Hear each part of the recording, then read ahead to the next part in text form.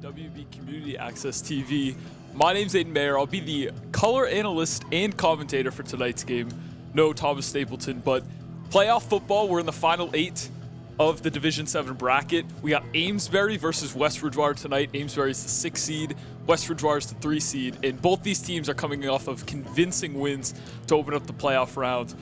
Amesbury was 7-1 over the regular season. I'm going to do a rundown offensively and defensively for their team to get familiar with them. West Brdigewater and Amesbury did not play each other in the regular season.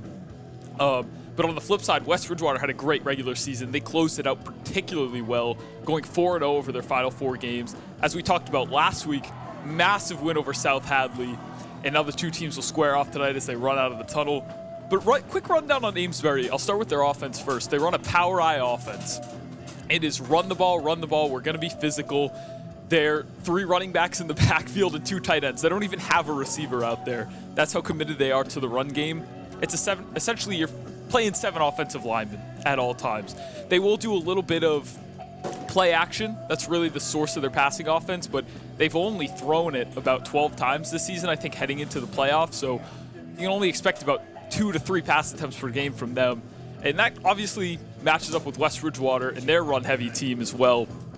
Both these teams are going to run the ball, so there's going to be limited possessions in this game. It might move a little quicker than your typical high school football game because of the lack of throwing, but we have seen West Brdigewater's passing offense evolve as this season has gone on, with the addition of Luke Destram coming back, with James Harris developing as this season has gone on. It's been really exciting to watch the evolution of this West Brdigewater offense, but this might be the most physical team they play all year. Amesbury is well-renowned for their run game, well-renowned for their offensive line play. It's going to be a very physical, run-heavy battle in this one. But kind of going over to their defense, I watched the game versus Triton. They give different looks based off whether it's the run or the pass. Against the run, they like to put 5 guys at the line of scrimmage. They've got 2 linebackers tight, kind of really compressed into the box, and they're not afraid to bring their cornerbacks up to the line of scrimmage as well for some of that run support to the edge.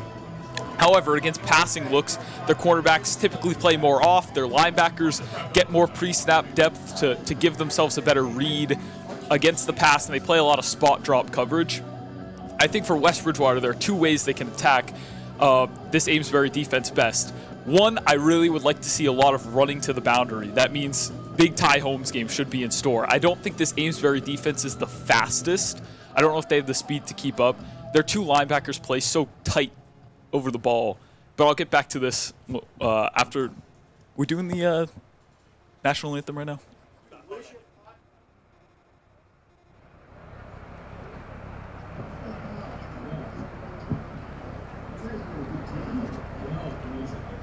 Welcome to West Brdigewater, Friday night playoff football night. And welcome to the campus of the West Brdigewater Middle Senior High School for tonight's matchup between the visiting Amesbury High School and your West Brdigewater Wildcats. First off, we'd like to take a moment to recognize our veterans and their service to our country. If you are a veteran, if you could please stand and be recognized. We'd like to thank you for your dedication and service to our country. We'd also like to thank tonight's officials for the game, as we would not have this game without them. West Brdigewater, along with Amesbury, expect all fans to display good sportsmanship. We remind all fans that we are dealing with young athletes who are trying to do their best for their school. We request that all cheering be supportive, and spectators are reminded that admission does not entitle one to jeer, criticize, or degrade players, coaches, or officials. Spectators may be removed from the premises for unsportsmanlike behavior. Calling opposing players, coaches, or officials by name or number is not acceptable. Finally, we would like to remind all spectators and fans the only people that should be speaking with officials are coaches and school personnel. Let's make this contest a positive athletic experience for all.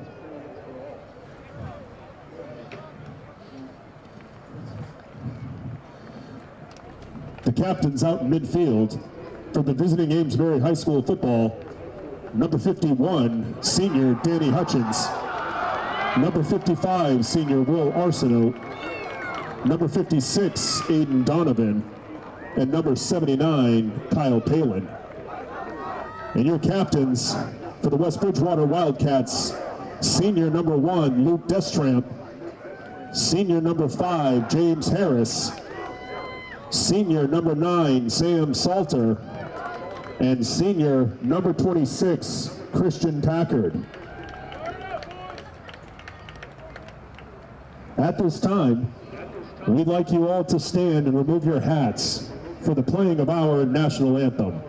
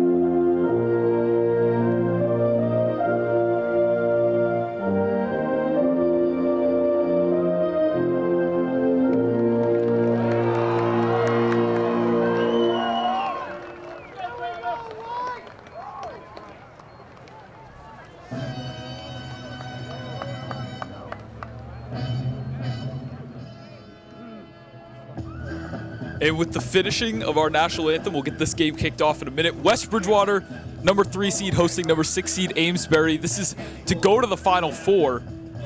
So 2 more wins, and West Bridgewater is going to Gillette for the Super Bowl. I don't want to count the Ducks just yet. I think they've got a good shot, but take it one game at a time, 1 week at a time.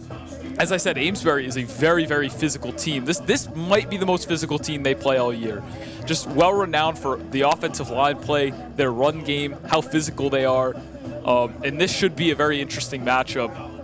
Definitely, you know, they play all these run-heavy teams all year, but this is legitimately a team that doesn't line up with the wide receiver and might be the biggest team and most physical they play all year. So it's going to make for quite a tough matchup, a lot of stress on the defensive line. But the defensive line's played pretty well over these past few weeks. I thought they had a couple bad drives, or struggling drives last week, I should say, and then they fix it in the red zone and they get their act together. But for the most part, I think the offensive line and defensive line play for West Bridgewater has been good. This is going to be their biggest test yet. We'll get ready for the kickoff. It looks like West Bridgewater is going to kick this thing off, which has been a theme all season. They like to get the ball in the second half, kick off first. And I think this has happened maybe every home game this season so far. They've kicked off to start the first half, but the defense is going to be tested early. Again, power eye offense, 23 personnel all the way through and through for Amesbury. But here we go. Luke Destramp's going to kick this thing off, senior captain. Plays cornerback and wide receiver. Duke getting it done on all 3 phases of the football. Here we go. Squib.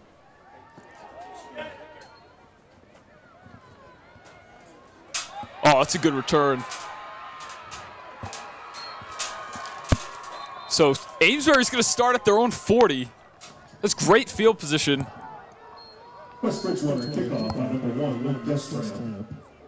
Returned by Amesbury's number 25, Max Sanchez. Man, I'm really interested to see if West Bridgewater comes out in a too high safety shell.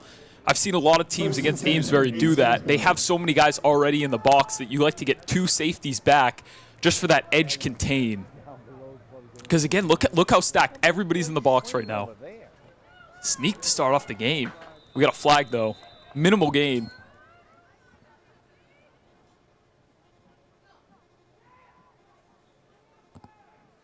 Let's see what the call is. Flag on the play. Yeah. West Bridgewater's been very, very disciplined this season. They're not a highly penalized team at all, but they start off the game with a penalty right off the rip. This is not the start you wanted. But this is the thing about Amesbury. They have so many guys at the line of scrimmage. You know they're running the football. They force you to have so many down linemen. It puts a lot of stress. It gets that defensive line to be antsy. Watch throughout this game. They didn't on that first play, but watch out for the hard counts. They're going to try to get you to jump off sides. Oh, that's another flag. I think that was on Amesbury. Yep. That one's coming right back. Playoff football, things get a little antsy. Everybody's on their toes. Everybody wants to jump and make a play. So now Amesbury basically starting right where they got the ball in the first place. So we're back to square one. The penalties negate each other. But that's the thing. Like, you got to watch out with that many guys on the defensive line and offensive line. I mean, look at Amesbury's basically lined up with 7 offensive linemen. Takes a snap. Hand off to 10. It's not going very far at all. But to watch out for Amesbury, they have a two-headed twin monster. Michael and Max Sanchez are leading the charge for this team. Michael Sanchez, 127 attempts on the season, rushed for over 1,000 yards, 14 touchdowns. And Max Sanchez has been out since week 3 with the wrist injury, but he came back last week and in his debut return, 12 carries for 154 yards and 3 touchdowns in Amesbury's 44-14 win. So those two brothers, they spearhead this offense. Dive up the middle. It's a very, very physical rushing attack. It's constant runs up the middle. And now you got a 3rd and 1. Amesbury's in a really good spot here. That's totally fine. Were those runs explosive? No. If you get 9 yards out of your first 2 runs, this is 3rd and manageable. This is probably 4-down territory. You're completely happy with this start if you're Amesbury.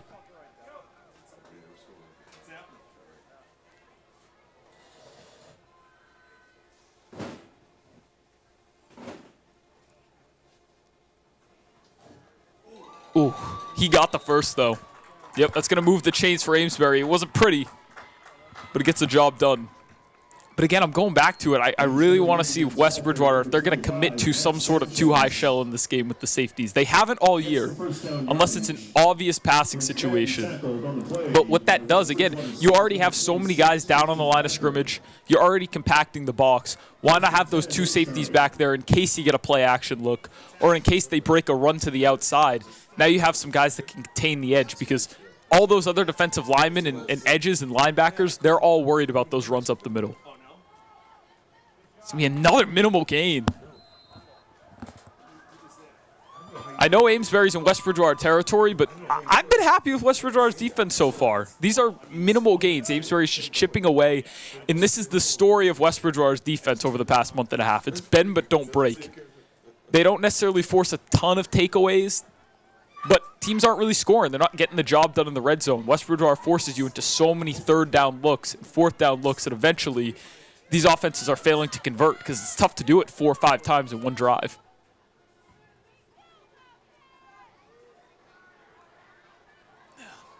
Good gain. So now you get 3rd and short again. This is what I'm talking about, getting these teams in 3rd down looks. But that's what they're going to do. They got three running backs in the backfield. One of them is going to get the ball, and the other 2 are going to lead block. They're going to leak play side. They're going to pick up those scraping linebackers and just carve out space for the rusher. Whether it's an inside run, but particularly an outside run, that's what they're going to do, and that's exactly what you saw there.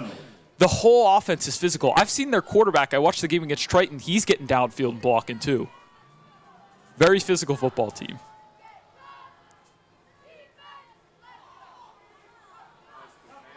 Yep, good contain from Sam. That's a minimal gain. Great play from Sam to spill that thing inside, and the rest of the team rallies to the football. But West Bridgewater has gotten to that too-high shell. It's a very shallow one. Those guys aren't deep. They're very much there for run support as well, but West Bridgewater is stacking up the box. Just short of the 1st down by a yard where he's met and tackled by West Bridgewater sophomore number 83. So you're looking at a 4th and very short. It's 4th down and a yard to go. Let's see if West Bridgewater can get the stop here. But again, 3rd down. Amesbury's not getting any explosives here. The bend but don't break defense. And just look at them crowding the line of scrimmage. Got a flag. Flag on the play.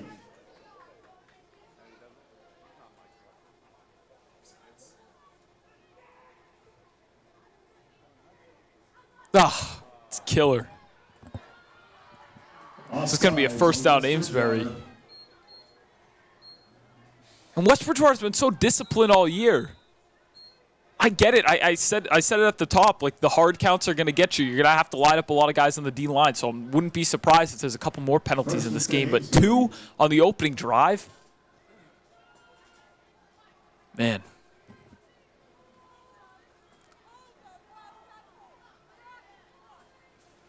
So now you got a 2nd and short. That run right up the middle.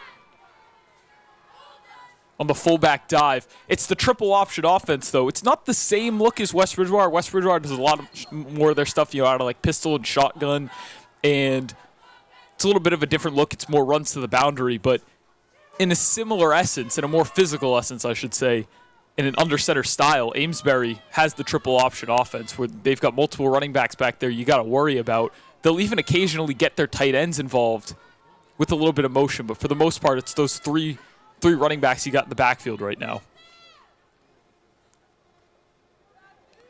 Takes the handoff, cuts it inside, and that's going to pick up the 1st down and then some. So Amesbury slowly but surely moving down the field, taking a lot of clock too. We're at 6 minutes, 43 seconds. We're about halfway into the 1st quarter, and West Bridgewater hasn't touched the football yet. I've talked about it in every game where we got 2 run-heavy teams.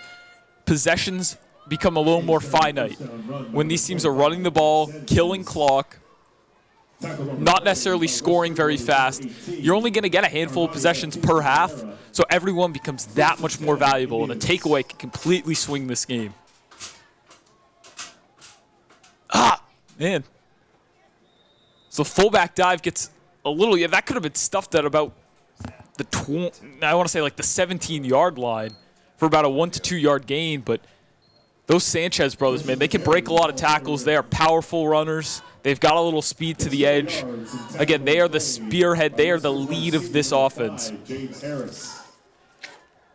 But you got to be pretty happy with the West Bridgewater's play so far.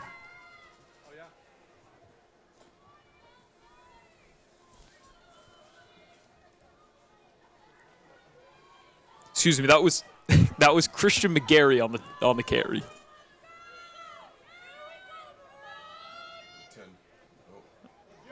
Swallowed up. Great defense. That's Christian Packard, leader of the defense at the linebacker position. He leads this team in tackles. He reads plays like a book. If you ever see Packard making a play behind the line of scrimmage, this is something James Harris told me. It's because he read the play like a book. And he's on the play before it's even snapped.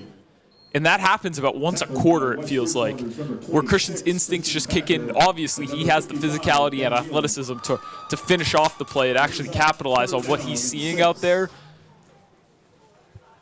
But, man, you got to love it. I just want to see some consistency. Now you got him in 3rd and medium. This is a prime time to make a stop. West Bridgewater's red zone defense has been fantastic this year.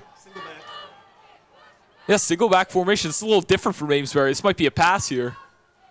Nope, they're going to go jet sweep. Hands it off to Sanchez, and that might be enough for a 1st down. It is. James Harris with the tackle. He typically doesn't play defense as the starting quarterback, but here, playoff game. You only got a couple games left in this season. It's do or die time, so throw out your best players. That's enough for 1st down yardage. Again, that was Max Sanchez on the run. He's coming back for the first time. Or excuse me, he made his debut last week for the first time since week 3, and he is such a massive part of this offense. He was their leading rusher last week. Went for over $150 and 3 touchdowns.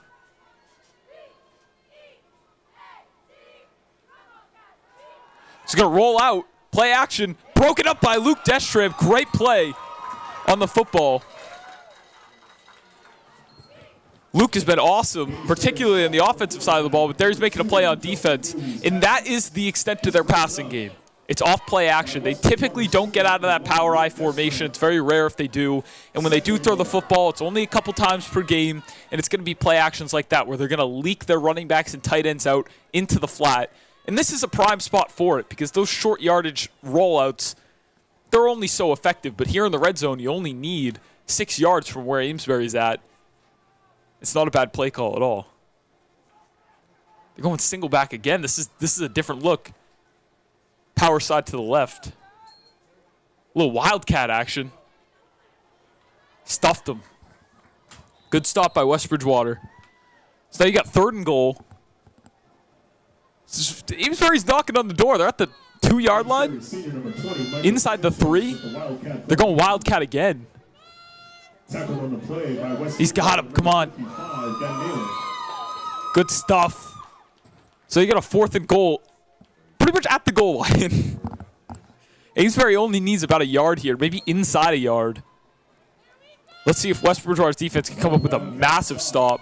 But Amesbury is right there, knocking on the door. Interesting wildcat on back-to-back. I did not see that in the Triton game I watched. Amesbury mixing it up a little bit here in the red zone these last couple plays. 2 wildcats after the play action.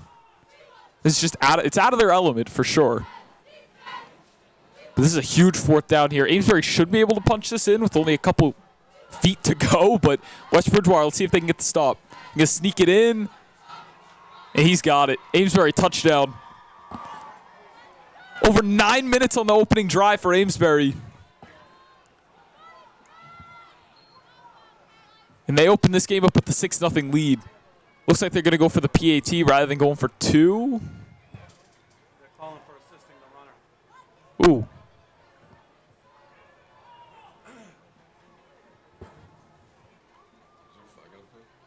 No flag. Oh. Nope. Amesbury's going to go for 2 here. Which they've done very successfully this season, by the way. Watch out for Michael Sanchez. He leads this team in 2-point conversions. Give it up the middle, and that's a stuff. West Bridgewater's defense shows up on the 2-point conversion to hold this to a 6-0 lead.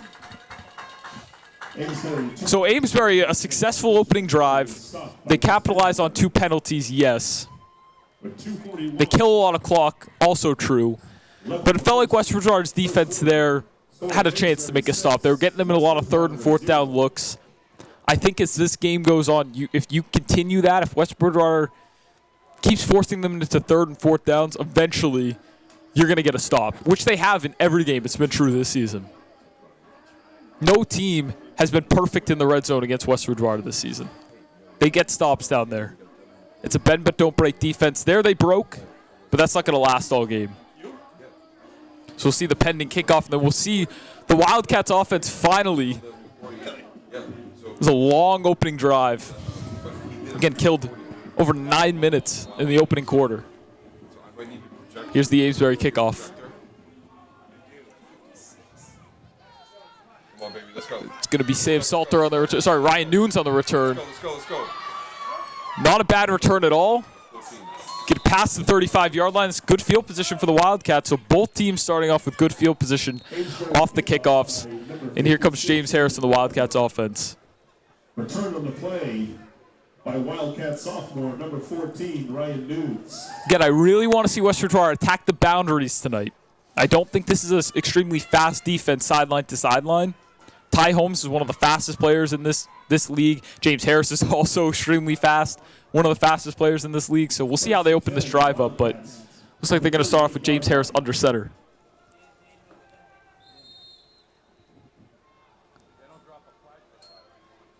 Fullback dive to Packer to start this game off. Not going very far, though. It's going to be about a pickup of 2 yards. Maybe 3. West Bridgewater ball carrier, number 26. Now you got a 2nd and 7. Again, Amesbury, like the physicality doesn't just stop and start at the on the offensive side of the ball. They are physical on defense as well. They've got some big linebackers. They've got some big down linemen that can win in the trenches and make those tackles up the A and B gaps. That's really why I want to see, again, West Bridgewater attack the perimeter in this game like they've done so well all season. I think you're going to get a pitch here if I had to predict, but Harris back under center. right up the middle of the tie, and it's just not going very far at all. So you get a 3rd and medium now.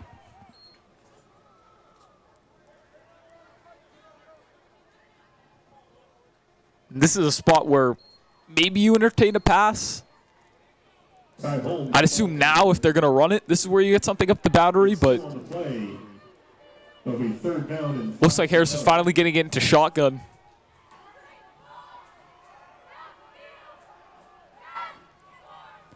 Ty gets the ball in the jet sweep, dancing around, getting to the edge, and that's going to be a first down. What a run from Ty Holmes.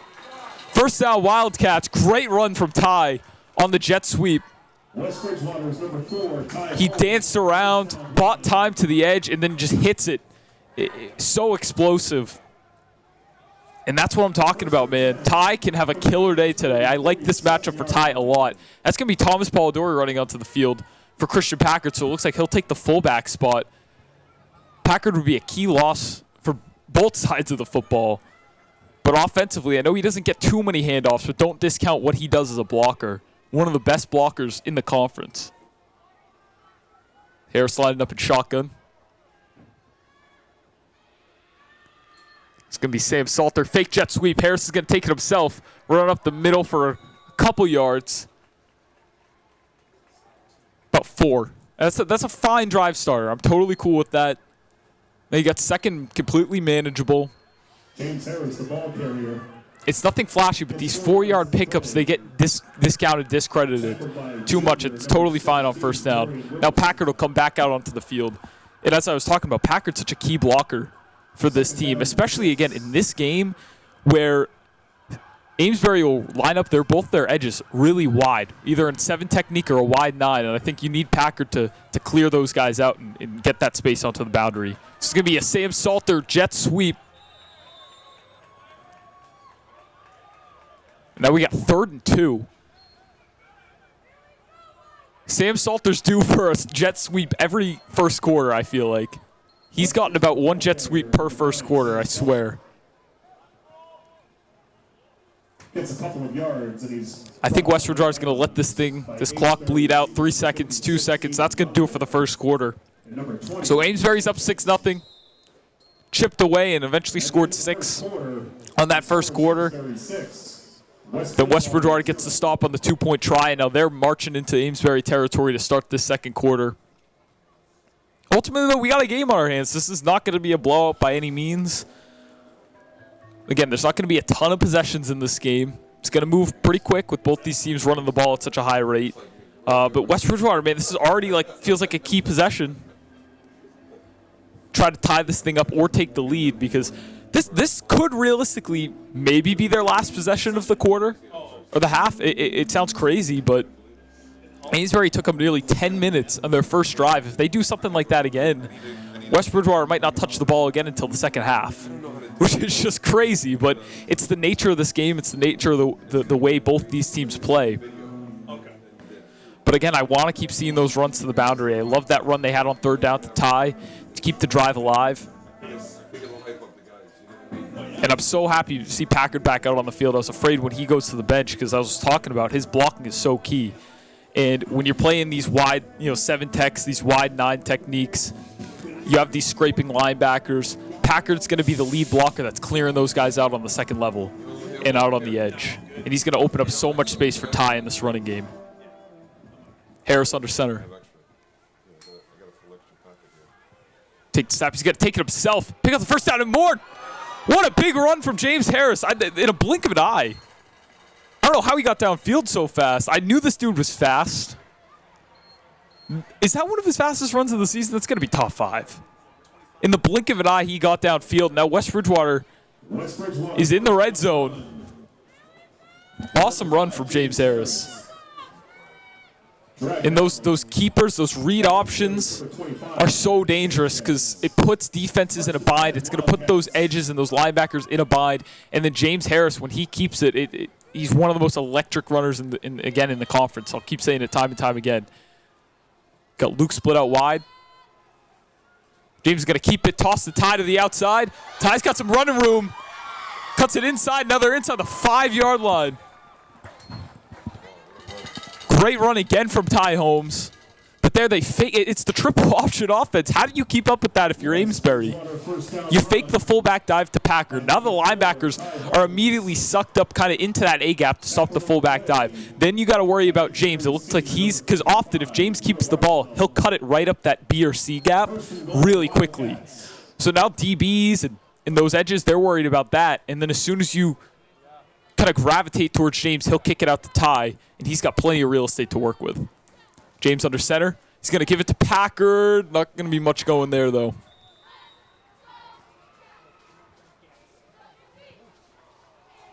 So now we got 2nd and goal. Minimal gain there on 1st and goal. Number 26, Christian Packard, the ball carrier. But I'd assume they're just going to keep pounding the rock. This is very much Christian Packard territory. He is such a physical runner. I'd say the most physical player on this team. On both sides of the ball. So I wouldn't be shocked if he gets another look here. Harris under center. And we're going to get a timeout. West Bridgewater. Kogler didn't like what he saw. On the field, West Bridgewater. This is an area you get 2nd and goal. You're inside the 5. This is territory where West Bridgewater is converted all year long. And you got to hope it's no different here. This is a big spot. A stop would be huge for Amesbury, but good luck. West Bridgewater, I don't want to jinx it, but they've been great in the red zone.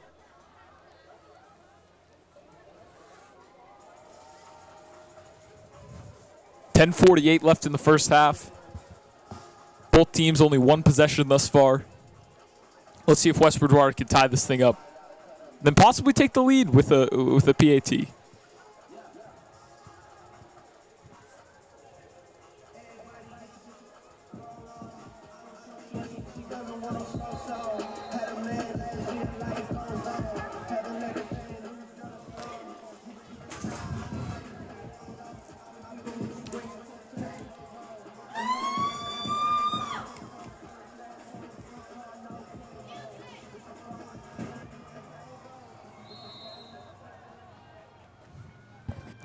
James Harris under center. Gonna fake it, toss it to Ty to the outside, and he's in. Touchdown Wildcats. Ty took a big hit at the goal line, but he stayed upright. And the Wildcats tied this thing up. Big drive for Ty Holmes. Wildcats touchdown scored by number 4. He was moving the chains, and he finishes it off, rightfully so. Great start for the Wildcats offense. Now to this PAT to take the lead. Kick is up, and it is off the post and no good. A rare miss from Luke Deschamps. Right off the right post. So this thing's going to stay tied up at 6.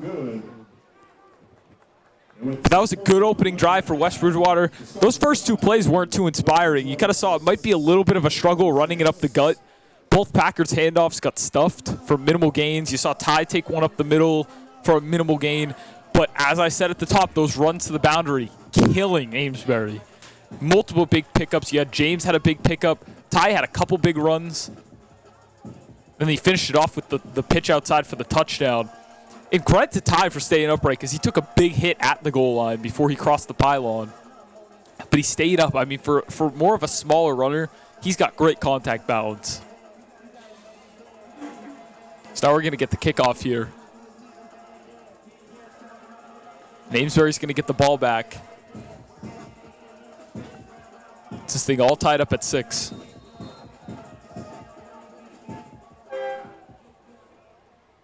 Luke sends it off. Squib kick. It's going to be Nico Cox. Stays upright, and then Nate Frechette comes in to clean it up with the tackle. So Amesbury's going to set up shop at about the 34-yard line. Both teams have started off with nice field position on all 3 drives so far. Yeah. West Bridgewater kickoff by number 1, Luke Deschamps. Returned by Amesbury, number 3, Nico Cox. Tackled on the play by West Bridgewater's number 18, Armando. Amesbury gets up in that infamous power eye. 1st and 10, Amesbury. Takes a snap under center. Fullback dive. stuff for a minimal gain. Again, West Bridgewater, I'm not mad with the defense so far. I know they let up the touchdown on the opening drive, but they're making life difficult for Amesbury. And I can smell a stop coming on one of these next couple drives. I can. If you keep getting them in these second and longs, third and mediums, you're bound to get a stop at some point. And here, Amesbury's looking at about a 2nd and 7.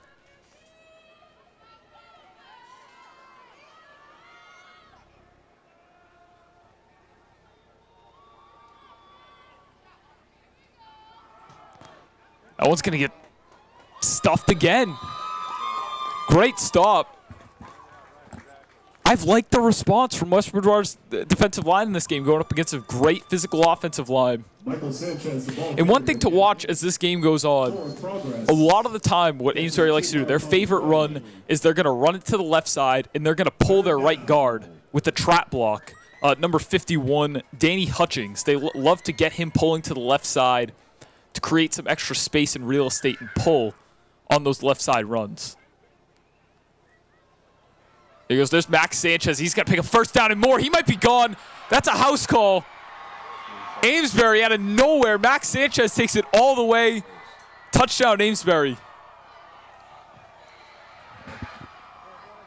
Max Sanchez. Last drive was nearly 10 minutes. This one lasted about a minute and a half. Before Amesbury rips off over that was about a 55-yard run. And Amesbury takes the lead right back. How good is it to have Max Sanchez back if you're Amesbury?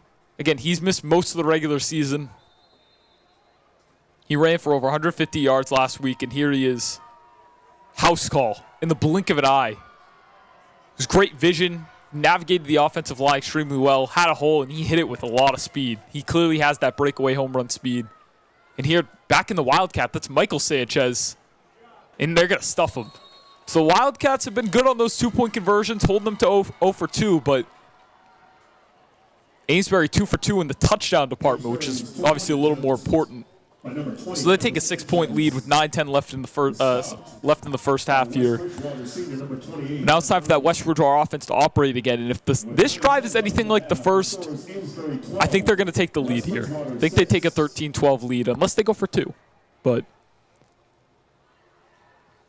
man, that was a quick response from Amesbury. They're not the most explosive offense because they don't throw the ball, and they typically don't run it to the outside. But if there's one guy who could rip off a big run for them, it's Max Sanchez. You give him some daylight, he has the home run speed. He's the home run hitter of that offense. And hopefully that's the last time we see that tonight for Amesbury.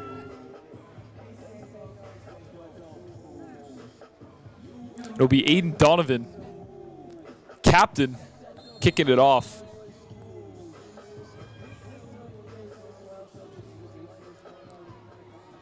Here we go. Going to trickle over to Ryan Nunes for his second kickoff return of the night. He's going to try to cut this thing to the left side, but no going. And now West Bridgewater will set up at about the 31-yard line. Amesbury kickoff by number 56, Aiden Donovan. Returned by Wildcats, number 14, Ryan Nunes. Tackled on the play by Amesbury's number 6, Ben Berg.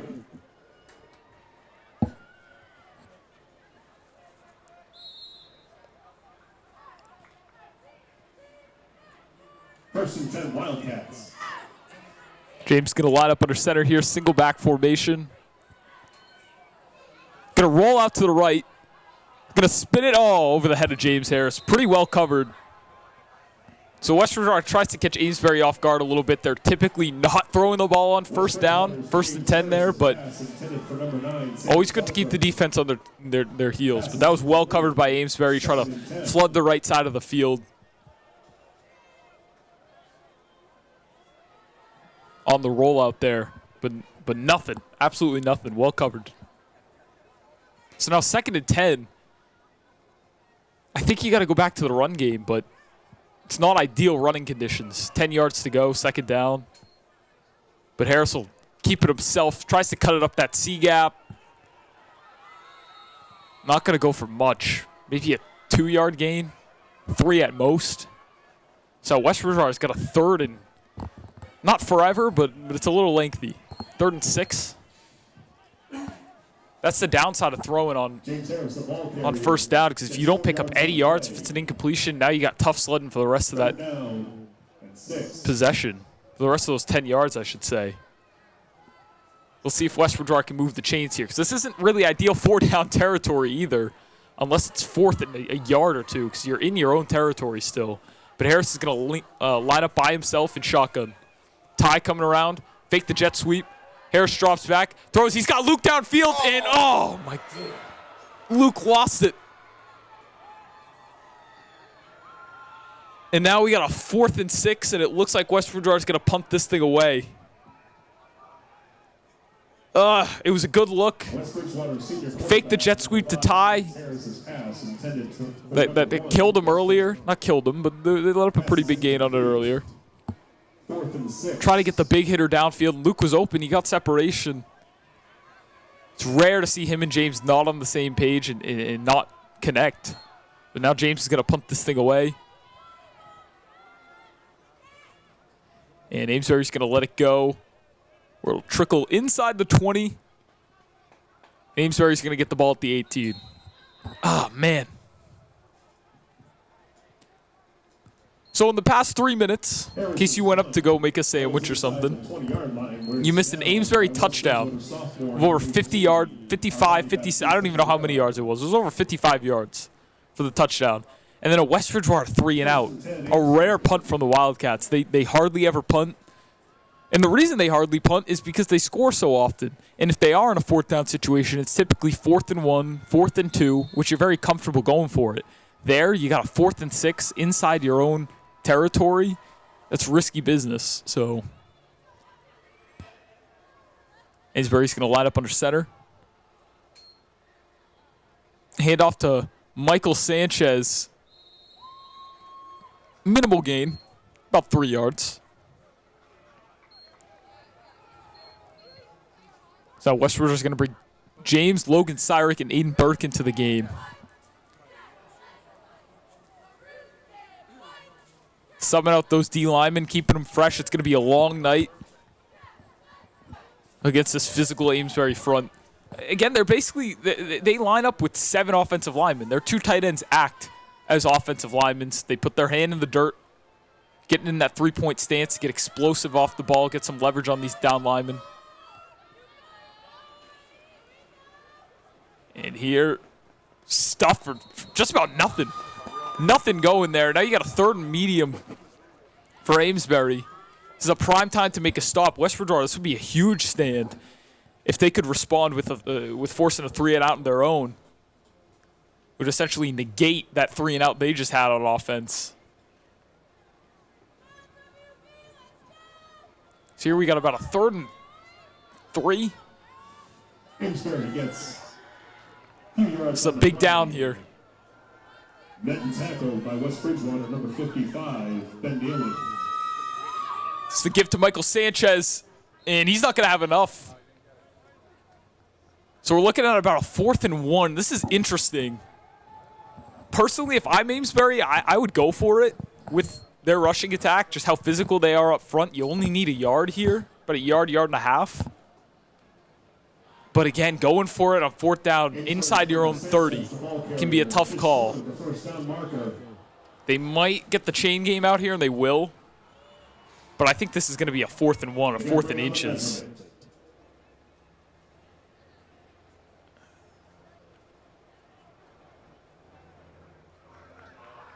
And that's a 1st down for Amesbury. So forget about 4th down. Amesbury, Michael Sanchez got enough on that run.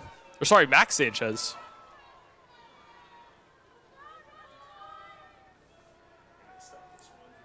And Amesbury doesn't have to worry about making a tough 4th down decision. Just over 6 minutes left in the game. Sorry, the first half.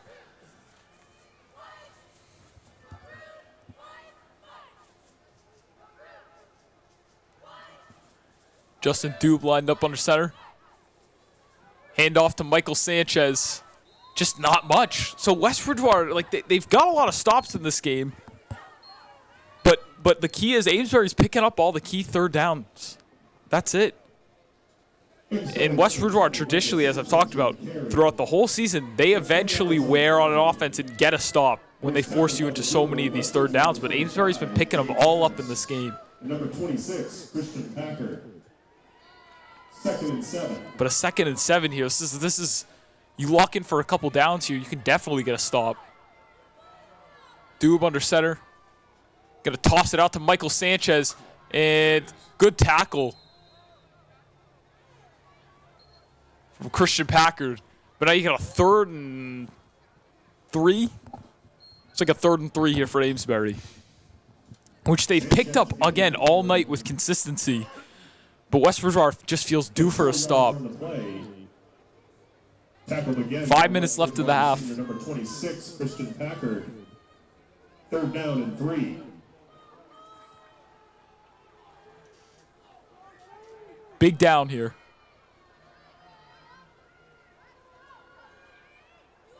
Dube takes the snap. Give to Max Sanchez. He's got the first down.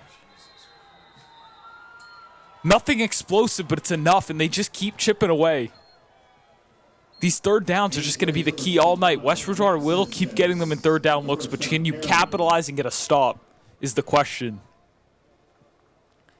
I'd love to see just a big tackle for loss or something to get them into a 3rd and long, because these 3rd and shorts for a team of their nature, Amesbury's going to pick those up at a pretty high rate. So big play by the Wildcats would be awesome here.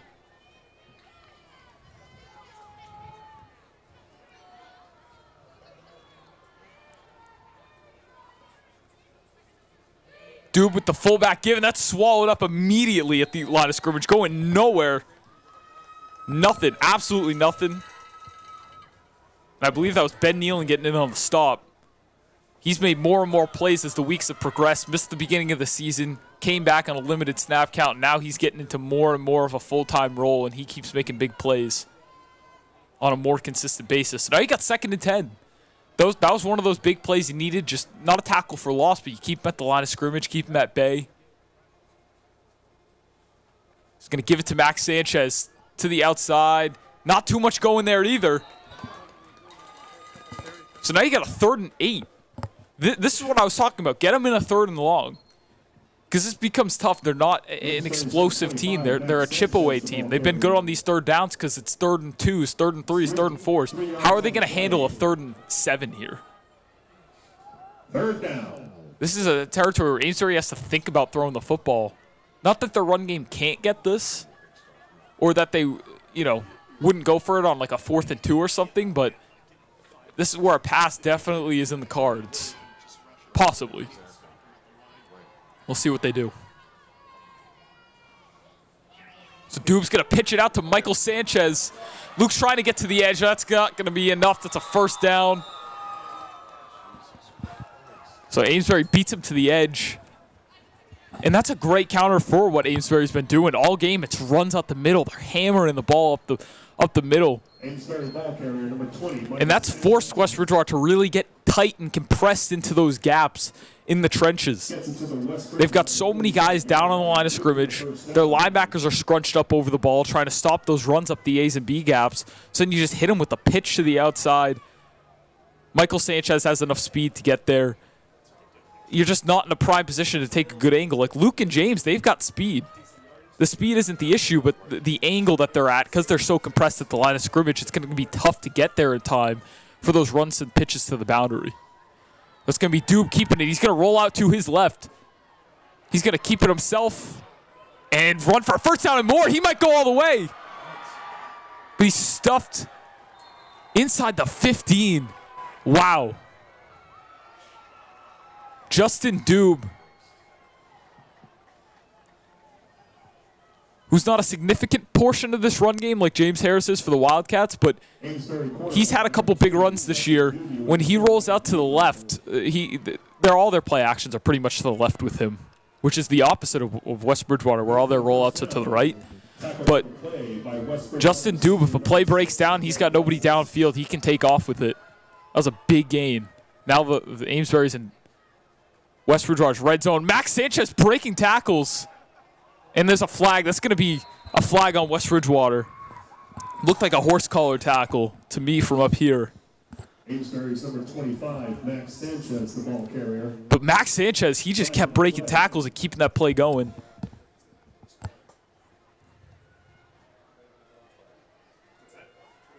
No, they're waving off the flag, so Amesbury's going to have a second and short here, I believe.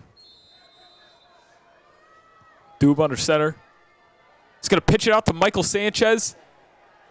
And he's in. Touchdown, Amesbury. Touchdown, Amesbury. Michael Sanchez finishing it off. He's been great on those pitches to the boundary all night.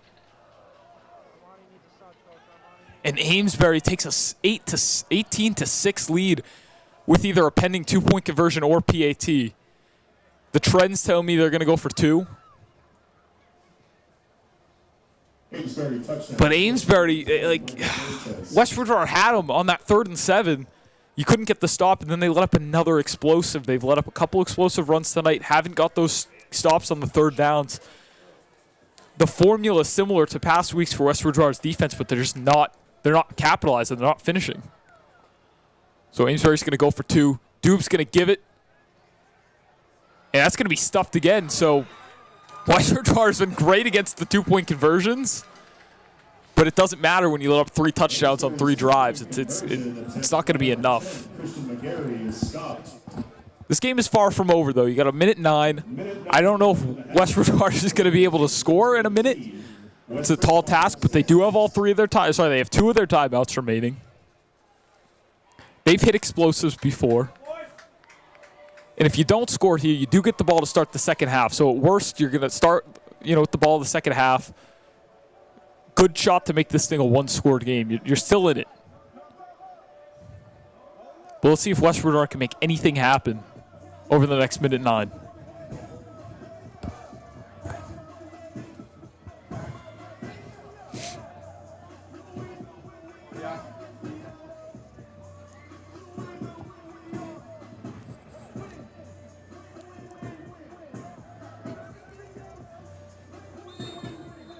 And it's going to be senior captain Aiden Donovan kicking this thing off.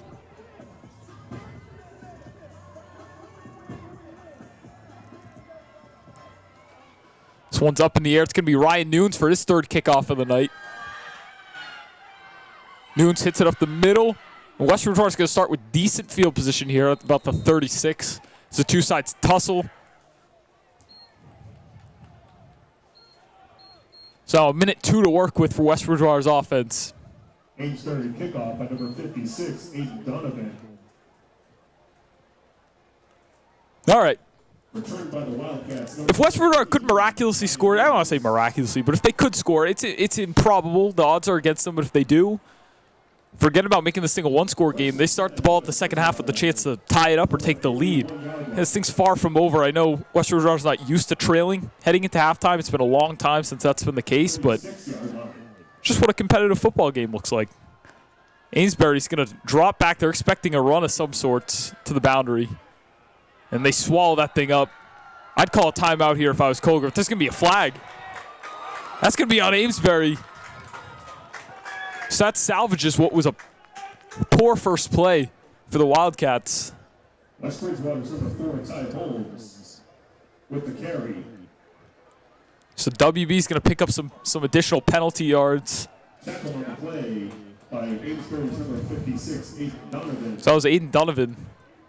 But the flag on the play is for a personal foul against Amesbury. So now West Bridgewater's going to get the ball at the 44-yard line. 54 seconds left. They've got 2 of their timeouts. West Bridgewater from Amesbury. All right, there could be a score in the it's possible.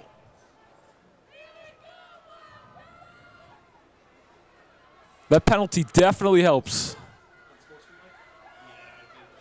Harris lined up in shotgun. Salter's going to motion over. Bad snap, fumbled by Harris. He's going to get it out to Sam in the flat. Sam's going to take off with it. Going to pick up a first down. Get out of bounds. Wow. Turn a bad play into something. James fumbled that snap. Typically when that's the case, a play just gets blown up, but then he rolls out, extends the play. Sam was wide open in the flat. And Salter scampered out for 14 yards. Now he's setting up shop at the 30-yard line. Stop the clock by getting out of bounds. That was a great play. Take that any day. So now you got 45 seconds. Still got both timeouts. Both 2 timeouts in your pocket. West Virginia's got a real shot to make this thing a one-score game here. So Salto's going to come in motion again. This play's going to get blown dead. We've got a flag on the play. It's going to be on Amesbury. Offsides on Amesbury. Amesbury offside, so now West Bridgewater is going to get the ball at the 25. Amesbury's killing themselves on this drive. 5-yard penalty, 1st and 5, West Bridgewater. 2 penalties. That's 20 penalty yards picked up for Amesbury. They didn't cover Sam on the last play. So Amesbury's making mistakes. West Bridgewater's got to capitalize. You got to score here. 25-yard line, 44 seconds, 2 timeouts. You got to get a score. Capitalize. But Amesbury's going to drop back. They're expecting pass. Another bad snap. And Harris just gets swallowed up. And that's a fumble. Amesbury recovers. And Amesbury takes over. Oh, that's killer. He was already down. Was he down? I thought he was already down. Nope, but it looks like Amesbury's going to take over. Oh, that's killer. So as soon as we were talking about West Bridgewater really maybe getting a score, wow. Amesbury, that's a huge play because West Bridgewater had a real shot at getting the score there. There's a bad snap. It's too low. Harris fumbles it. Missed opportunity for the Wildcats. Now we'll see if Amesbury can make anything out of this. But West Bridgewater's going to use their second timeout. Kogler's pissed. West Bridgewater. Looks like Ryan Nunes didn't line up correctly. Ah, man, that fumble, that was a prime opportunity to get a score before half. Really steal a score because with a minute, 2 seconds, you got to go 55 yards. That's not an easy task, but Amesbury gave you so many penalty yards. They left Sam again wide open on that 14-yard pickup. And then the fumble. That'll come back to haunt you if you lose this game by a score. Because it really felt like West Bridgewater might have capitalized there. They were on the doorstep of making some magic happen there. So now if you're the Wildcats, you got 36 seconds left. It's going to be tough for Amesbury to score here. I'm certainly not predicting it, but let's not make this a half from hell. Just get a stop, get out of this half.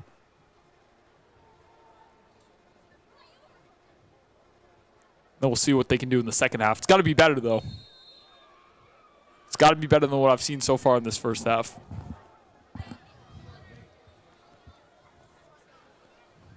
But Amesbury, give it a little bit of a threat. They got single back formation here.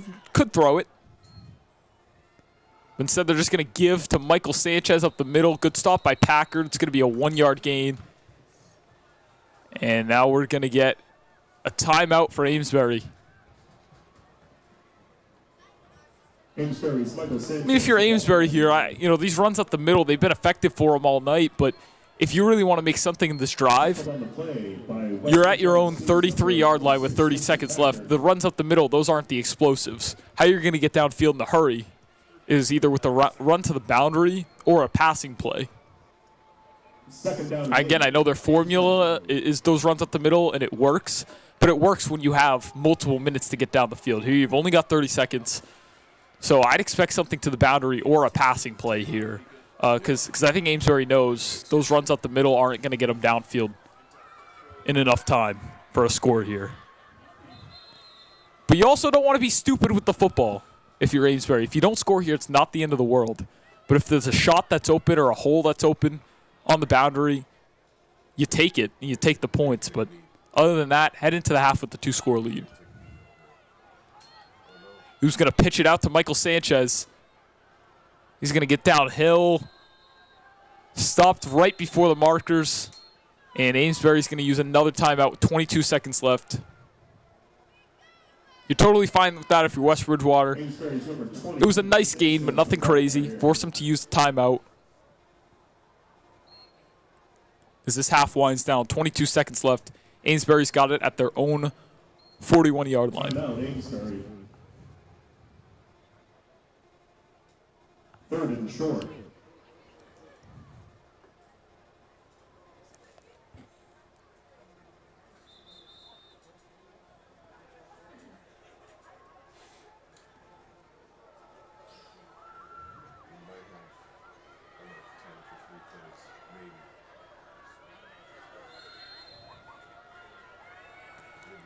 So Amesbury's going to split out 2 receivers to the right. Single back formation under center is Dube. He's going to drop back. Rush from Frechette.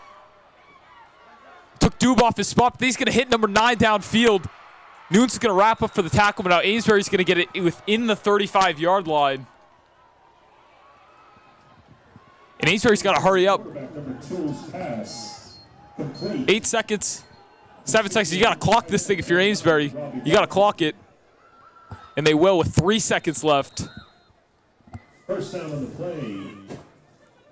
So Amesbury making things interesting here in minimal time. So 2 seconds left to go. So this will be the final play of the half. But Dube rolled out. It was a pure drop back. Frechette got him off his spot, but couldn't finish with the sack. Dube rolls out to his right, and then he hit Robbie Dalton, senior tight end, who also plays a lot of edge for them on defense.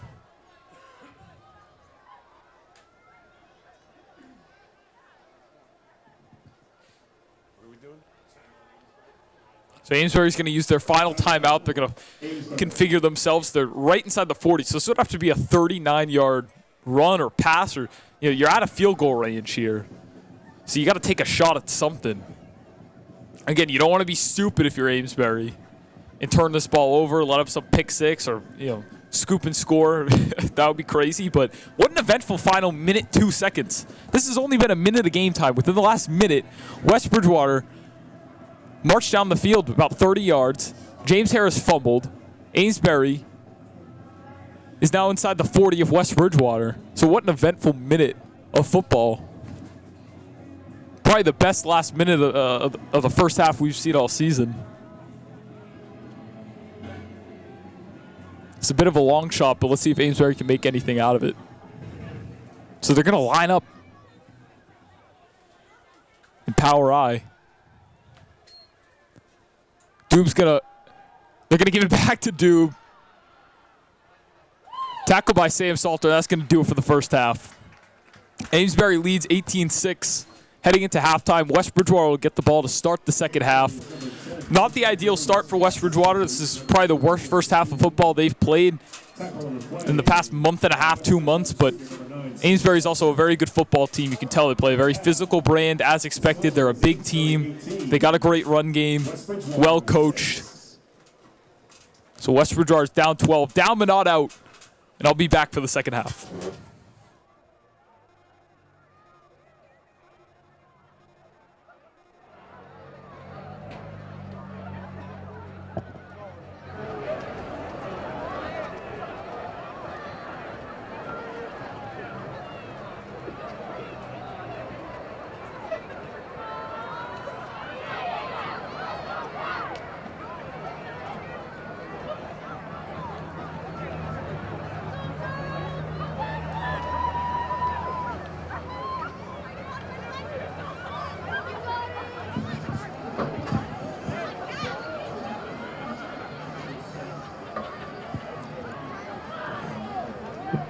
Ladies and gentlemen, please welcome to the field your West Bridgewater Wildcat cheerleaders.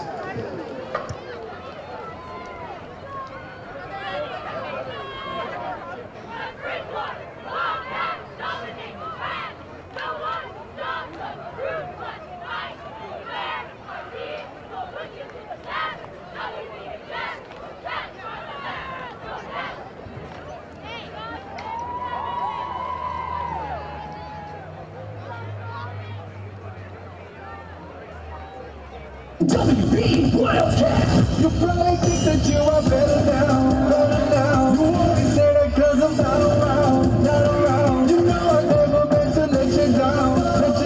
Would've gave you anything, would've gave you everything. I'm gonna prove I'm fake, but it might not hide you. I'm gonna prove I'm fake, yes, you believe it. There's nothing holding me back, so they all circle right back. Now they always say congratulations. Worked so hard, forgot how to vacation.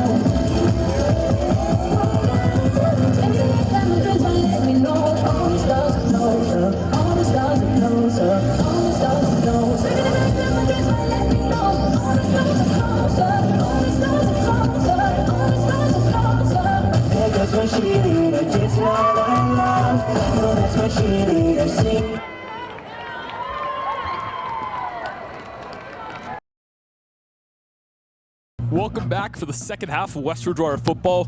We've got about 2 minutes, 20 seconds till kickoff of the second half, where West Bridgewater will start with the ball. The Wildcats are down 18-6. Heading into the second half here. Again, they got a prime opportunity to make this thing a one-score game, but Amesbury has outplayed them in this game. It's a 12-point lead for a reason. Very physical football team. I think West Bridgewater, they're right there, okay? I don't think that first half was atrocious, but they just haven't capitalized when given opportunities. They forced Amesbury into a lot of third down looks, some as long as 3rd and 7, 3rd and 8, and they failed to get those final stops, which they've been so good at all year. But they fell short multiple times in that first half. And offensively, the first drive was fantastic. The runs to the boundary were working. They were successful. That second drive, they tried to throw it on first down. Incompletion. They got themselves into a hole, forced them into a 3-and-out. And then, with a minute, 2 seconds left in the first half, felt like West Bridgewater would probably just run out the clock. But they actually had a prime scoring opportunity. They were at the 25-yard line with over 40 seconds left, 2 timeouts in their pocket, and James fumbled a bad snap. Amesbury took back over. So they're right there. I'd like to see West Bridgewater's offense really just hammer home those runs to the outside. I think that's clearly their most efficient source of offense, particular to this matchup especially. And defensively, just show up on third downs, show up in the red zone. They've done it all year, but they failed to do it in that first half. Those are the 2 X factors really in this game. They're right there, but this is a good Amesbury team they're going up against, and it should make for an interesting second half. But they need points in this opening drive. If you want to be this run-heavy team like West Bridgewater, you can't afford to be down by 2 to 3 scores heading into the fourth quarter, because then you're forced to throw the football. Not that they can't do it, but it is a little out of their identity, and it's going to make things tough. So we'll see how this goes, but West Bridgewater on the brink of elimination with 1 half left, but plenty of time to rewrite this thing and come out with the home victory and advance to the Final Four. As Amesbury's running back in from halftime. We got 5 seconds till these teams will take the field. We'll kick off, which is going to be an exciting second half of football. And we'll see if West Bridgewater can pull off the 12-point come from behind win. They're well within range, though. They're going to get the ball, chance to make this thing a 1-score game. It's going to be a good one. Good finish.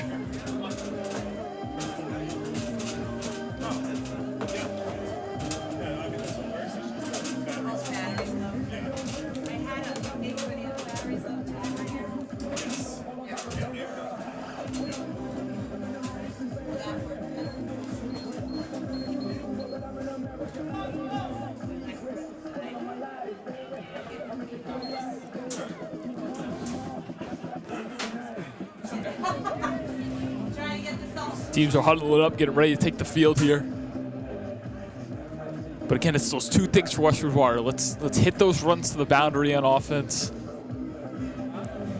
And defensively, show up on those third downs. You're getting them in the third downs. That's what they've done all year. I call them the bend but don't break defense, where they're not getting a ton of takeaways. They're not just stuffing teams into 2nd and 3rd and forevers, but they're showing up every once in a while on a third down for key 3rd and 4th down stops, particularly in the red zone. But again, they've just failed to do that tonight so far against Amesbury, where Amesbury scored on all 3 of their possessions. So see if they can change things here in the second half. The kick is away. Going down, it's going to be Ty Holmes taking the kickoff here. He scoops it up, and he's going to be stuffed at the 30. Took a pretty hard hit there. And that's where West Bridgewater will set up as they look to make this thing a 1-score game. It's got to be better than those last 2 possessions, though, I'll tell you. But there's a theme, like that first drive that was so successful was a lot of those runs to the outside. The 2nd and 3rd drive, they kind of went away from that. And that's what led to 3-and-out and a fumble. James Harris is going to start this thing under center, single back formation. It's going to be a fullback dive to Packard. He's got a lot of running room. Packard rips the thing off past the 50, and he's down at about the 43-yard line. Huge run to open the second half from Christian Packard. And West Bridgewater opens this half up with an absolute bang. That's a great run. Packer's typically the short yardage guy. Like, you know, if you just need a couple yards up the middle, he's got you. But then every once in a while, he rips off a 20-yard run like that, and it's awesome. It's awesome to see. And he's such a great counter with those runs up the middle to all the stress that Ty and James can put on you horizontally with their speed to the boundary. Harris is going to take this under center, give it to Ty. He's got some running room. That's a good run on first down. And now West Bridgewater's got a 2nd and 4 coming up here. So a great start to this half for West Bridgewater. And now we'll see if they can capitalize in Amesbury territory. But I think this is one of those drives where they're just going to stick with the run game. The passing attack outside of that pickup to Sam late in the first half really hasn't been great, and it's put them in some holes. So I think this is one of those drives where they just stick with the run game through and through. James under center. He's going to – I jinxed it. He's just going to roll out to the right. Tries to keep this play alive, but he just gets back to the line of scrimmage before he's stuffed. And we got a 3rd down. That play there, it looked like they were trying to roll James out to the right. I jinxed it and totally said they would stick with the run. It was an immediate pass, but good effort just to get back to the line of scrimmage and avoid the sack there. But now we got a Amesbury defender down. I believe that's number 51, Danny Hutchings, who also plays right guard for their offense, and they often use him, again, with those trap blocks I talked earlier, as a key piece to their rushing attack. They love to get him pulling to the left side, get him getting into the 2nd level to kind of be a lead horse as a blocker. But he's back up under his own will. Looks like he'll head to the sideline for a moment, but should be okay as he's jogging off on his own, which is a good sign. So 1.5 minutes in, West Bridgewater. It's been a great start, but still got over 35 yards to go to punch it in, make this thing official for 6. James is going to line up under center. Sam and Luke out wide. The give to Ty. He's going to cut this thing back to the left side for a 1st down and a little more. Good run from Ty. Love his vision. That was a design to the right side. That run was intended to go to the right. Ty saw it open to the left, hits the cutback lane.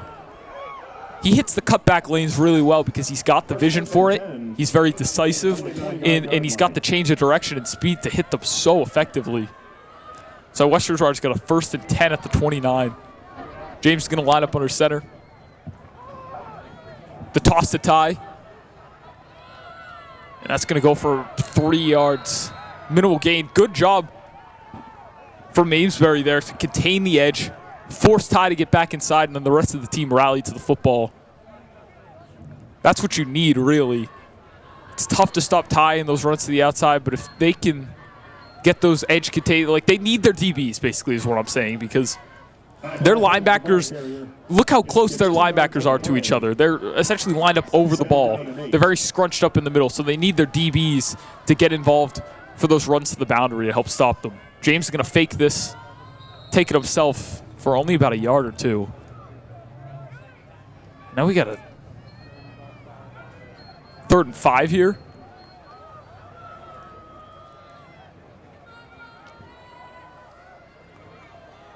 So all of a sudden, West Bridgewater in a little bit of trouble here.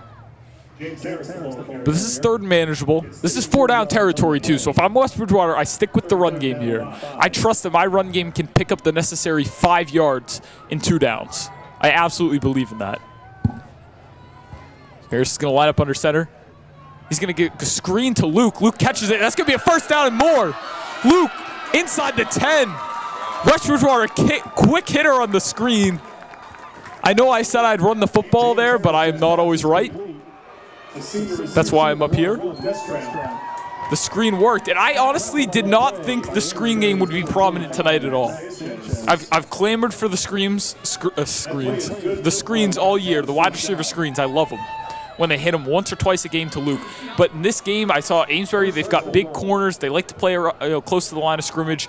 Their edges get in spot drop coverage a lot, but it was open there. Packer's going to take it himself. Close to the score, down at the goal line. But I was talking about that screen. I thought with Amesbury, the way they play defense in the secondary, they're kind of built to take the screen pass away, but there they were playing some off coverage. And James hit Luke for the screen pass. Those screen passes to Luke have worked so well all year. And now West Bridgewater is knocking on the doorstep. 2nd and goal. Only a few feet to go before they make this a one-scored game. James under center. He's going to take it himself. And he is in. Touchdown Wildcats. James Harris makes it a one-score game. Doing it himself.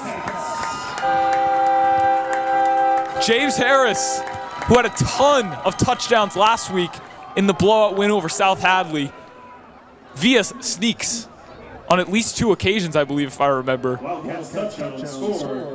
And now it's going to be Jacob Smith with the PAT. Interesting, after Luke missed the first one, they're going to go to Jacob Smith here. And his kick is blocked.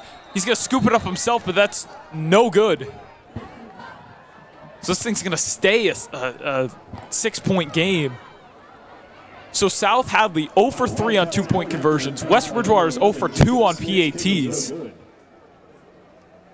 Not the finest special teams work for either of these teams. That kick was just topped, I think. It headed straight into the defensive line.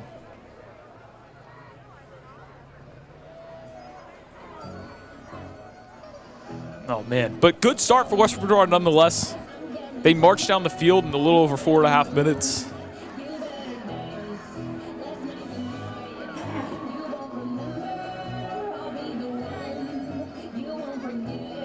I really did like that drive. Packard had the big, the run to start the drive. Then he had some tie action in there. The Luke screen pass was a great call on third and 4. Definitely caught me off guard. And now Luke's going to send this kickoff away. Now it's time for the defense to step up with a much-needed stop. Luke's going to squib this up the middle. It's going to be muffed. Dive on the ball. Did Amesbury recover it? I think they did. But a close call. Amesbury's going to set up at the 35-yard line, but that was nearly disaster for Amesbury. But it really does feel like West Bridgewater, as much as Amesbury I think has played better in this game, they're right there. This is just a competitive game. These two teams are on the same tier. This is a good football game, good football matchup, and one of these teams is going to walk out with a tough loss today. But I think both sides have had their fair share of mistakes, but are ultimately playing decent football. Dube's going to take the handoff under center. That's going to be a give up the middle for only a couple yards to Christian McGarry. Kind of the third guy in their 3-headed monster behind the Sanchez brothers. So we got a 2nd and 6 coming up. Right down and tackled by West Bridgewater, number 5, James Harris. 2nd down and 6.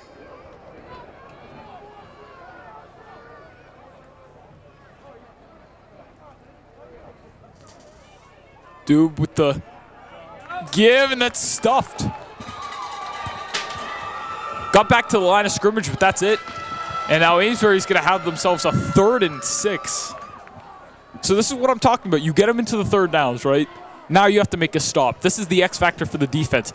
Amesbury, they're not super explosive. They're going to get in a lot of 3rd downs here. West Bridgewater's been relatively good on the 1st and 2nd downs as well. But can you make that stop on 3rd down? They haven't all night. This is a prime opportunity to do so. So they're going to fake it. It's going to be Sanchez, and that is a stop by the Wildcats. So now we got looking at about, what, a 4th and 3? 4th and 3 here inside Amesbury territory. I certainly wouldn't put it past them if they go for this, and I think they will. I would if I was Amesbury. They've been good in these short yardage situations all night. I think you got to go for this. But now West Bridgewater, it's 4th and a couple yards here. A stop would be absolutely huge. 4th down. 4th down. Dube under center. He's going to pitch it out to Sanchez. He's got the 1st down and more. Plenty of yards. Sanchez flips the field for Amesbury. All they needed was a couple yards to keep the drive alive, and Sanchez said, I'll do a little more. And now James is limping off the field. This is the risk of playing your quarterback on defense, because now if there's an injury and he's out of the game, I hope not. I think he'll be all right, but watch out for James on the bench now. There's something wrong with his leg or ankle. And if he can't go, that's a major blow to the offense. Got to hope he's okay. But in the meantime, the game goes on. And now Amesbury is at the 35. They're going to give up the middle. That's going to be DJ DiCarlo with his first carry of the night. So they're mixing in plenty of bodies here into the run game. That's the 5th guy to take a carry for Amesbury, and we're not even in the 4th quarter yet. Amesbury ball carrier number 11, DJ DiCarlo. 7 yards on play. Now, I imagine DJ DiCarlo is going to play a big piece for Amesbury next year, because they are losing a lot of big guys. Christian McGarry and the Sanchez brothers, their 3 leading rushers are all seniors. So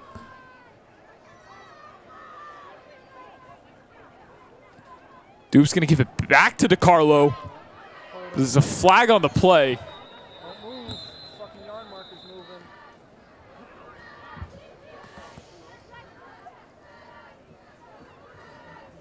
DJ DiCarlo, ball carrier.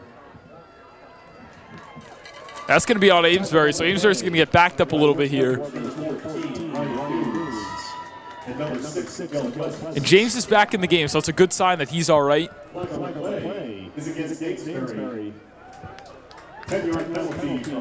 that's a 10-yard holding penalty, so now you got 2nd and long if you're Amesbury. If West Bridgewater can get hold to kind of a minimal gain here, we're potentially talking about another opportunity for a stop. But this is 4-down territory. Like, they're not afraid to go for it, as long as it's not 4th and forever.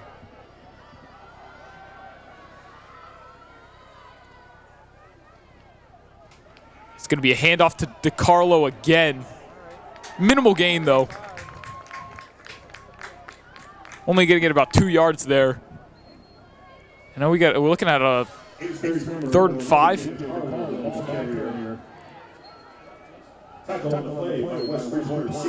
3rd and 6. Settle on a 3rd and 6 here.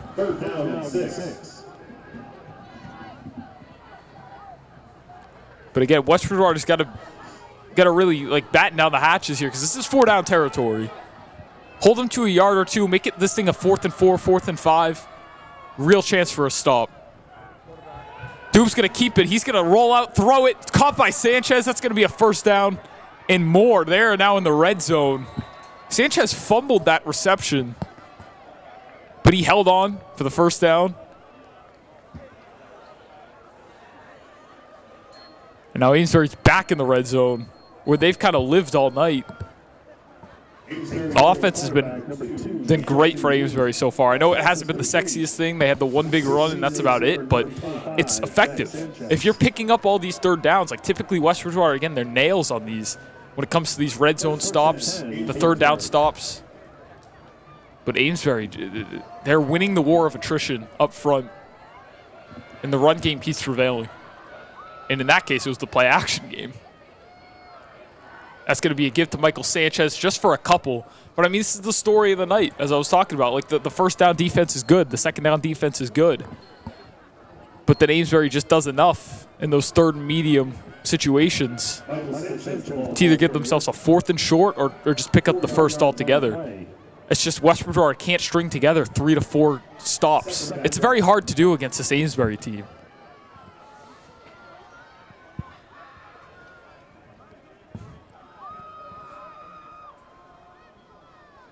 Dube with the pitch to Michael Sanchez. And he's in. He walks in for the touchdown.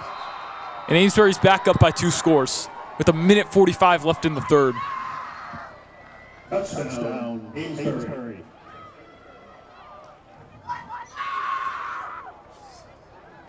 And it looks like they'll go for 2 again.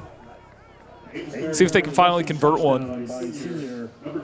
But like the 2-point conversion stops, they're nice, but if you're letting up a touchdown on every possession and you're already down by 2 scores, those stops aren't going to add up. They're nice, but at the end of the day, they're just not going to add up.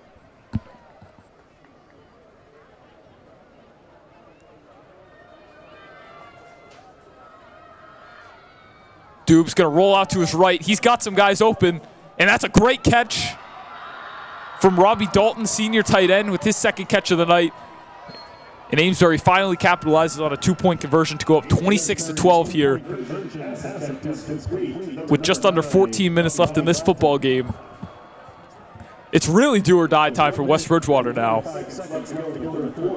But that was a well-timed play action. Amesbury's gone to the run game on those 2-point conversions all night. You can tell it sucked in those linebackers, and then you flood the right side on the rollout. And Robbie Dalton was wide open in the corner of the end zone. Good throw, even better catch. And now you give yourself a 14-point lead. That definitely feels a little better than 12. Where now you put some pressure on those PATs for West Bridgewater, but it may not matter in the end. If West Bridgewater can't get another stop or get a stop in this game, you're down by 2 scores. The pressure's on for West Bridgewater now. You're out of your comfort zone. They're not used to trailing heading into the fourth quarter. They're a team built to kind of protect the lead and kill clock with the run game. But now West Bridgewater's got to get a little out of their element. You need some explosives here. You're probably going to need to pass the ball at some point in this game. The defense needs to come up with the big stop. They're down, but still not out. Kickoff's going to be sent off. It's going to be Ryan Nunes with his fourth kickoff return of the night. He's going to try to take this thing up the middle, cuts it to the left side. I'd say Ryan's done that a couple times tonight. It hasn't worked, where he tries to flip the field. Just gets horizontal. It's been minimal gains. His first kickoff return was the best, when he just tried to fly up the middle, and he's got speed. But the Gunners have been pretty sound on the kickoff for Amesbury tonight, and they haven't let Nunes flip field at all. So now West Bridgewater on a must-score drive as the third quarter winds down. Harris under center. He's going to give to Ty up the middle just for a couple yards. And I'd start running with a little. You don't need to hurry up necessarily and get crazy, but yeah, you got to start operating a little quicker. Time is kind of the essence. Wouldn't be mad either to run the ball to the boundary and get some of these runs out of bounds to stop the clock. That certainly wouldn't hurt. Going to go back to the same formation. Harris gives it to Packard up the middle, and he's got a first down. Solid run from Packard to give this drive a kickstart. But West Virginia, they're going to keep moving quick. James is going to go over to Kogler. He's going to get the play call real quick. You're hustling a little bit. It's not a hurry-up offense, but you're moving a little up-tempo. And they're getting the snap off quicker at the line of scrimmage. West Virginia knows they got to kind of operate a little faster. You're not in hurry-up, but you are cognizant of the time left, down by 2 scores with just over a quarter left.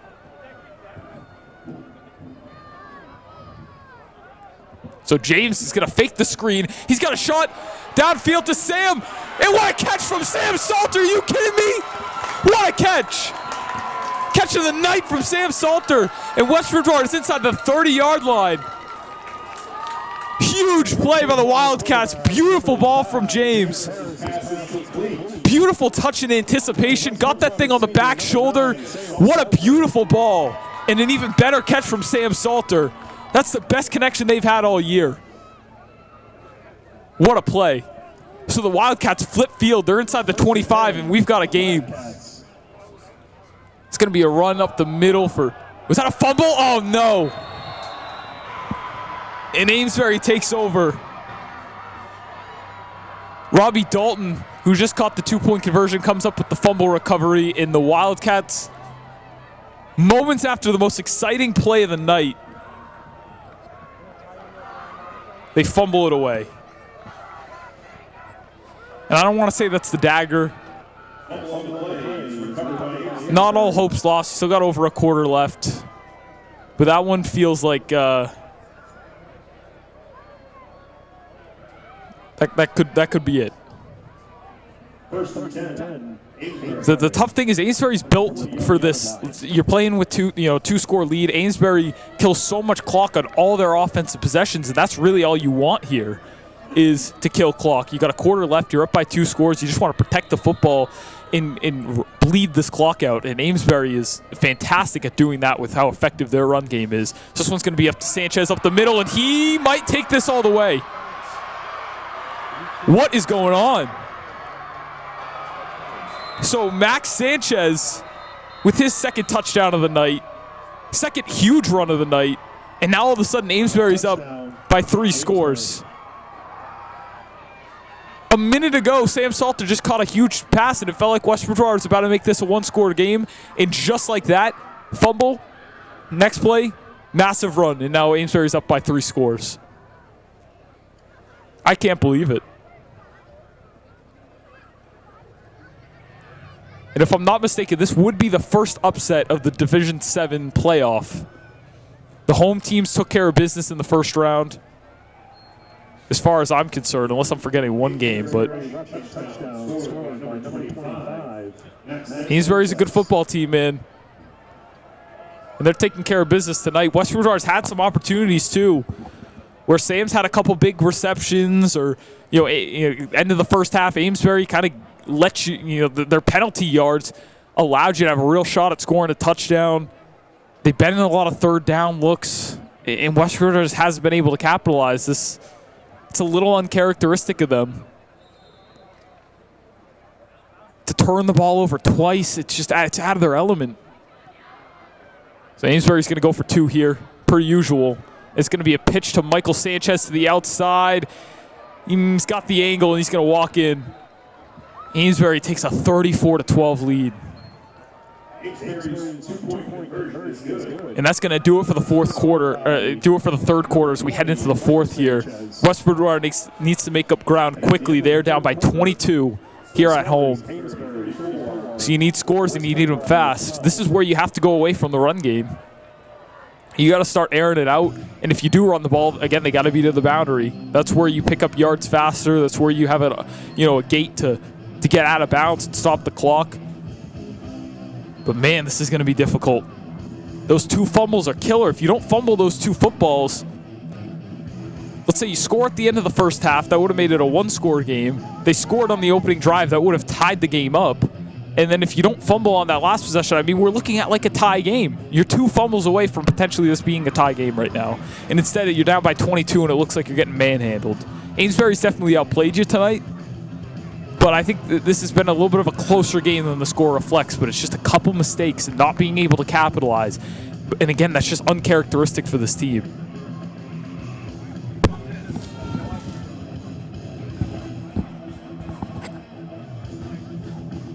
So, senior captain and kicker Aiden Donovan will send this away after the quick score. Max Sanchez with his second massive run of the night. You can tell how big it is to have him back. He's had a monster playoff run. That's his 5th touchdown of the postseason, and he's ran for over 300 yards. So it'll be Ryan Nunes with his 5th kickoff return of the night. He's going to take this one up the middle, and he's going to be stopped at the 45. So it's arguably his best kickoff of the night. Way to just take it up the middle. But West Bridgewater now has got bigger matter at hand. They got to score fast. But what's tough is not only is scoring fast so hard and scoring 3+ times, but can the defense get stops? Because so far tonight they haven't. Amesbury has scored every time they touch the football, excluding that final drive with 40 seconds left or whatever at the end of the first half. But I don't know if that one counts. So Harris will line up in shotgun. Jet sweep to Sam. Sam is not going to get out of bounds, but a decent pickup. And West Bridgewater is going to operate in a hurry-up offense here, down by 3 scores with just a quarter left. Sam's had himself a really nice night, but it hasn't been enough. So this one's going to be a jet sweep to Ty, going the opposite side. Ty's trying to get to the edge, couldn't, cuts it back inside for a decent gain. And West Bridgewater will keep moving up tempo. James isn't even going to bother running over to Kogler. They're just trying to get the call off as quick as possible. But you saw that was bottled up decently well by Amesbury. They contained the edge, didn't let Ty get to the outside. He cuts that thing back inside, and he had enough burst to to charge forward for a few extra yards, but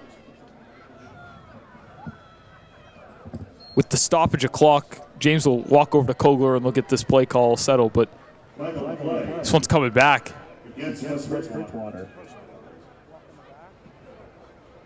So you got a 2nd and 17, 2nd and 16. And that's just killer. Now if I'm Amesbury, I'm dropping back. I want softer coverage. I'm looking at a cover 3 or a cover 4 here. I'm anticipating a pass.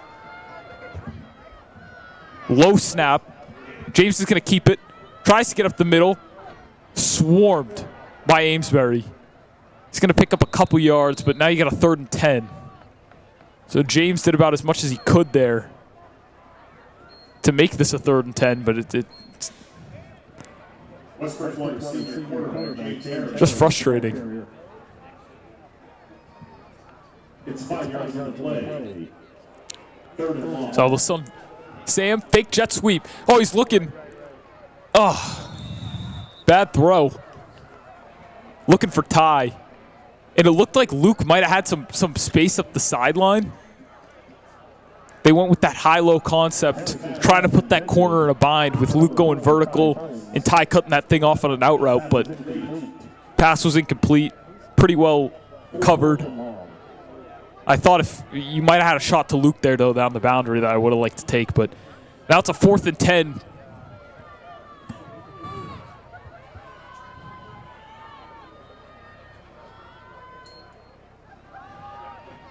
James drops back, and that's just not going to do it. Turnover on downs. And that's what I'm talking about. West Bridgewater out of their element, trailing in a game where now you got to go away from the run game. You got to drop back and throw it. It's not that they can't throw it, but just a frustrating game. A lot of mistakes, which is uncharacteristic for West Bridgewater. It feels like Amesbury plays a similar style of football to them, and they've just done it better tonight. They picked up the 3rd downs when it's needed. They haven't turned the ball over multiple times. They're getting stops on defense. West Bridgewater's failed to do so. And we got a flag on the play.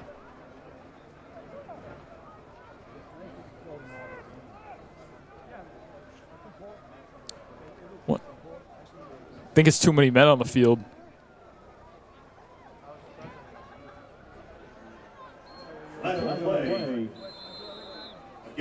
Which is the first too many men on the field they've had all year. This is just uncharacteristic game.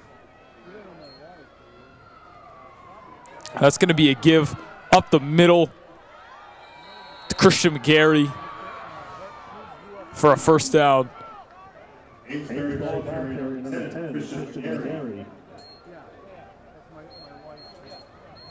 And this is where Amesbury's just looking to sell up this game away via the run game. They're just going to keep hammering it up the middle. They're going to take their sweet time in the huddle.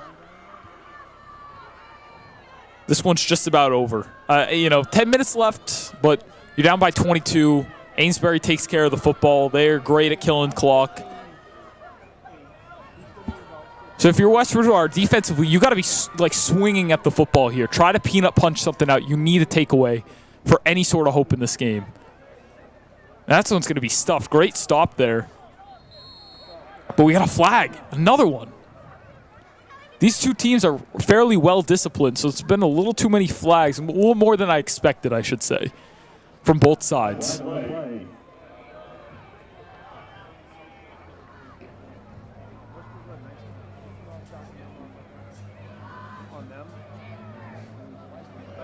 That's going to be on the offense.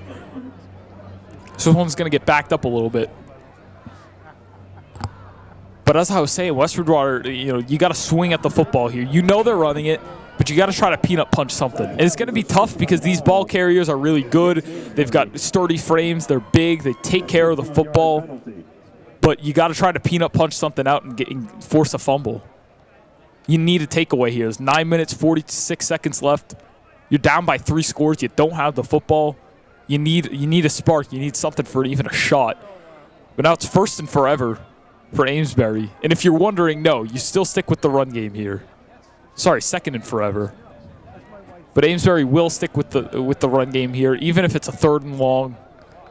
All you're worried about is killing clock.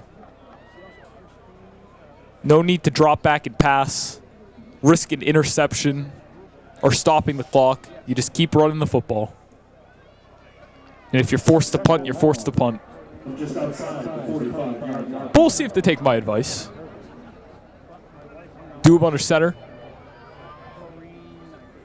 It's going to be a give to freshman DJ DiCarlo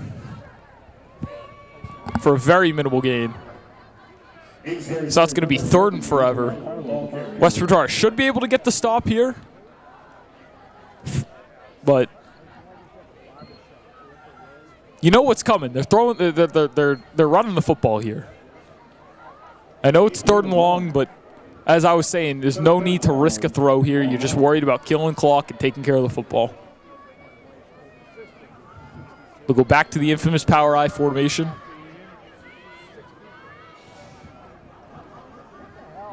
Doob's going to throw it. And he's got Nico Cox for the reception just to get this thing back to the original line of scrimmage. So they did throw it. Good on them. They got a good pickup. I personally wouldn't have done that there, but it worked. So you got a 4th and 11. So this is still it's a great opportunity for West Bridgewater to get a stop here. Let's see if they can finally prevail with one. It'll be the first turnover on downs of the night for West Bridgewater's defense. With just over 8 minutes left in this game. It's a little too late, but you're grasping at straws right now.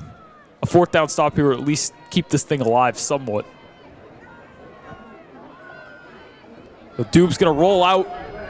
Ben Nealon trying to get him. It's going to be a pitch out. And that's going to be close. I don't know what the call is. What's the spot going to be here? That was close. That was a pitch out to Ben Richard. So they're just getting all their running backs involved. And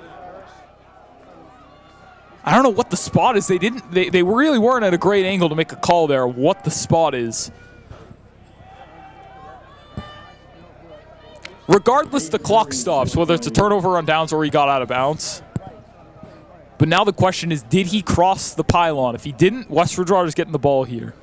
It looks like they believe he did, though, because Amesbury's offense staying on the field. And if they did, the last hope for West Bridgewater might be gone in this game.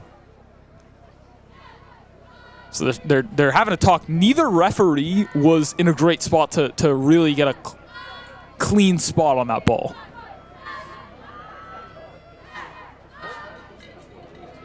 I think he got it, but I really don't know. It was close. And I'm not saying I had any better of an angle at it, but this is a key call at this point. This is about the last hope for West Bridgewater right in their hands, because if Amesbury picked this up, I think that about does it.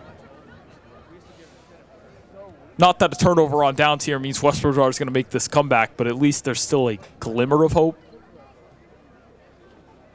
So they're still talking about it. It looks like he's a little short. If that line that referee just ran is the 1st down marker, that ball is short. But they're going to pull out the chain game, which was expected given the long discussion and debate over where this ball is spotted.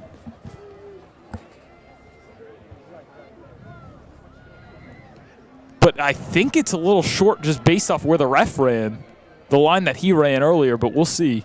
Yep, that's short. So West Bridgewater gets the stop to keep hope alive.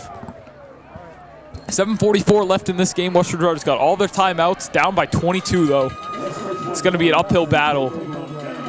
Again, it feels a little too late, but still a glimmer of hope here. Let's see what they can do.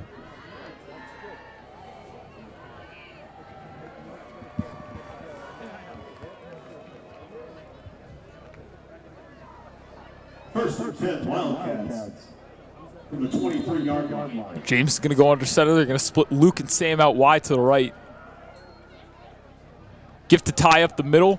Ty explodes for a 1st down. Good drive starter. That's about 15, 16 yards. The pile keeps moving. And West Bridgewater's knocking on Amesbury territory. Great drive starter.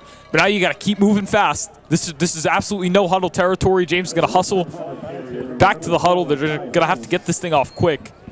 Under 8 minutes to go, down by 3 scores. No doubt you got to move with a point of emphasis. Let's get up to the line of scrimmage and get this ball off. Harris under center.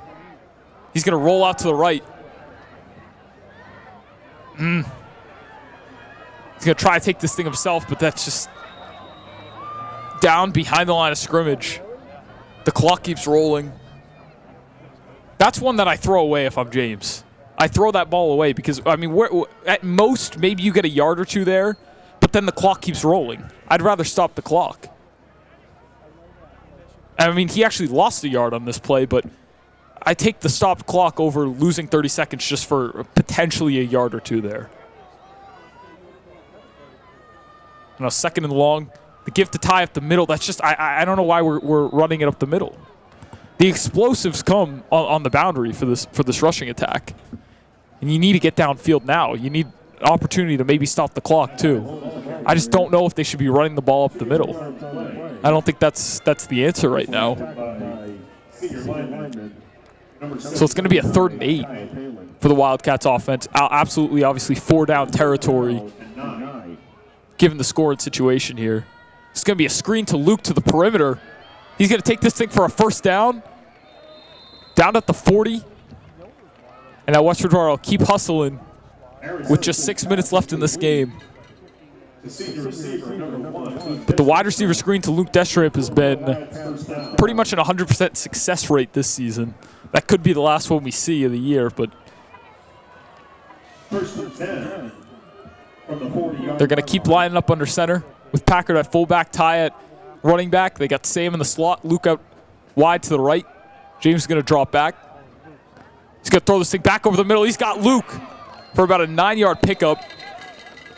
So good job by Luke there on the route. He kind of broke that thing off, saw it was a bit of a broken play, and made himself available over the middle of the field. But now West Bridgewater is going to make a quick sub and keep this ball moving. Harris is back into shotgun. Low snap again. Ty cuts this thing back up the middle, so that's going to be a 1st down, but the clock keeps rolling, and it's a minimal gain. Just over 5 minutes left in this ball game. I will say there's been too many low snaps tonight. Liam Collins is the center. He's had a great year, but a lot of low snaps in this game. James going to fake the jet sweep. He's got Luke. But he's going to take off with it himself. And he's going to pick up a 1st down and more. Great run from James. Will he get out of bounds? I don't think so, but it's a great run, and now West Bridgewater is knocking on the door for a score. I thought he had a little sliver of hope or timing where Luke, if you throw that ball with anticipation to the pylon, you could have had Luke, but it was going to be a tough throw. Great run by James. They're going to motion Luke back inside to the slot. It's going to be a handoff to Sam Salter on the jet sweep. Sam gets this thing back to the line of scrimmage, and that's about it. West Bridgewater ball carrier number 9, Sam Salter. Keep moving with it. Again, you got to move quick, though, still. Let's punch this thing out on this play, hopefully. Harris by himself. It's going to be a fake jet sweep. He's going to take it himself up the middle and get stopped. So now we got a 3rd and goal with 4 minutes left in this game. Touchdown. No, they called it a touchdown. Looked absolutely short from my angle, but touchdown Wildcats. James with his 2nd of the night.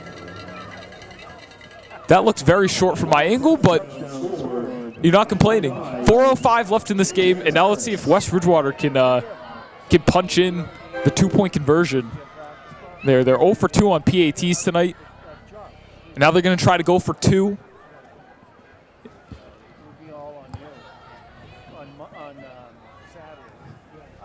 And make this thing a 14-point game.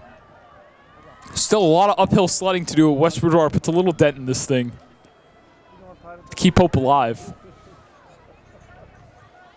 So Harris will line up at shotgun with Packard to his left.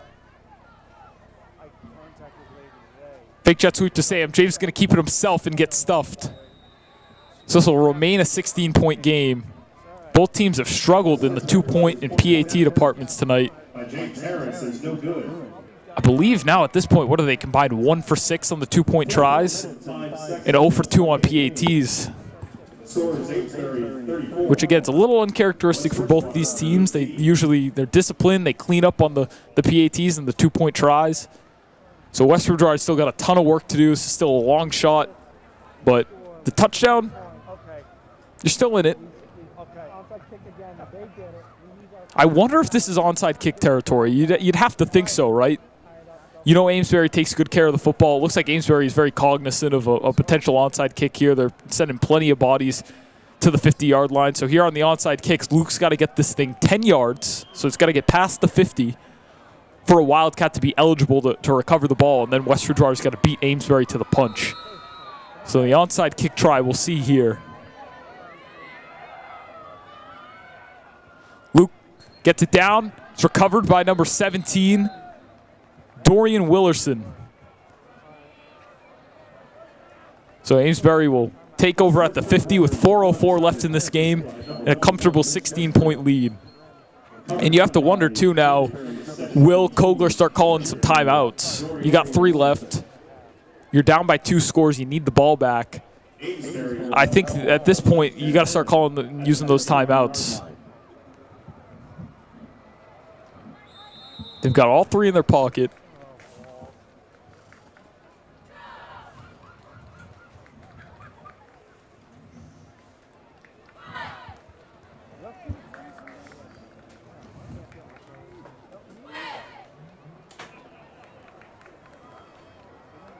So Dube will line up under center in their power I formation. It's going to be a rollout to the right. Dube's going to take it himself, cut it upfield for a first down. Great run from Dube. They have so many different guys that can get involved in the rushing attack and that have got involved in the rushing attack tonight.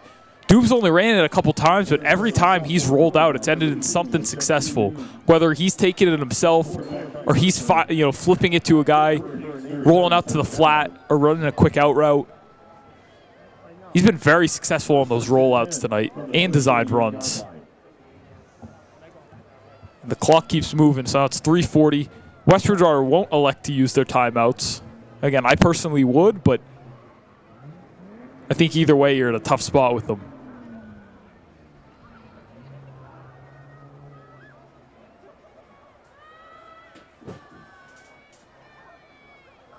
Dube will hand this thing off to DJ DiCarlo for about 6 yards.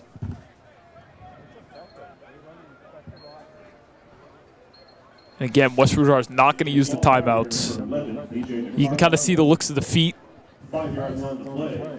Amesbury's 3 minutes away from moving on to the Final Four, where they'll most likely play the number 2 seed Cohasset, but we're yet to see the results. You never know. I mean, as we see here, the home team's not coming away with the win. It can happen. Playoff football, there's 8 really good teams left.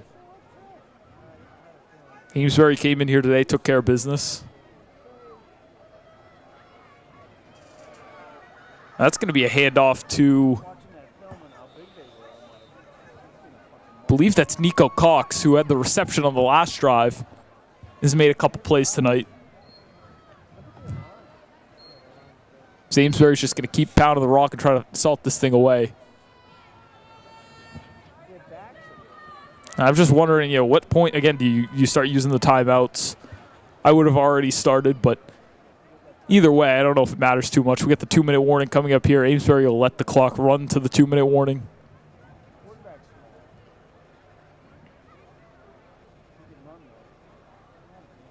Never mind. They're just going to let the clock roll.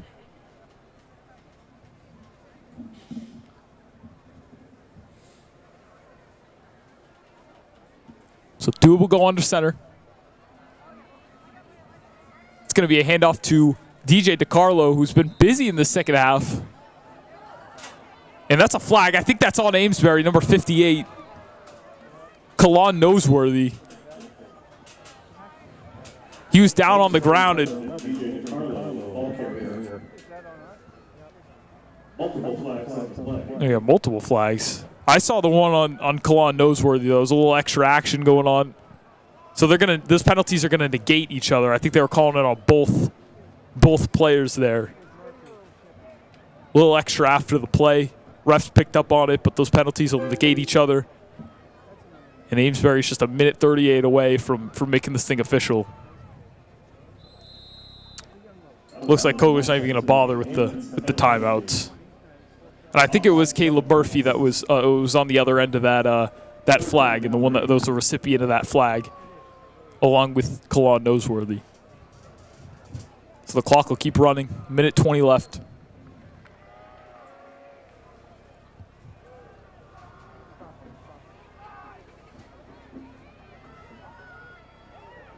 It would be a gift to DJ DiCarlo, who appears to be the future next year for Amesbury's rushing attack. And he keeps the drive alive. We'll get one more play, probably a kneel from Amesbury. And that'll do it for this Friday night. And unfortunately for the Wildcats for the season, this is a do-or-die playoff game. It's been a great season for West Bridgewater. You kind of talk about the way they started the season with that win over EB. First time you beat them in over 50 years. A couple tough losses, including the Rockland loss. It was a close game against one of the top teams in the division. And West Bridgewater really finished it out strong over the final month and a half of the season. Great win last week over South Hadley, but this week, Amesbury was just a little too much. It's going to be a 34-18 victory for Amesbury. They pull off the road upset over West Bridgewater. I led this matchup a lot. I think both these teams are on a similar tier. West Bridgewater just let a few plays get away from them that they typically don't. Amesbury's a good football team, take care of the football, no-nonsense type of approach. And West Bridgewater looked like such a promising season with the shot at the Super Bowl. They're going to fall short here in the second round. I want to thank everybody for tuning in tonight. I want to thank everybody on the production team. You guys for having me this season. Let me call the games. It was an absolute pleasure. I love doing it. And congrats to the West Bridgewater Wildcats. I know they fall short here tonight, but it really was a great season. And best of luck next year.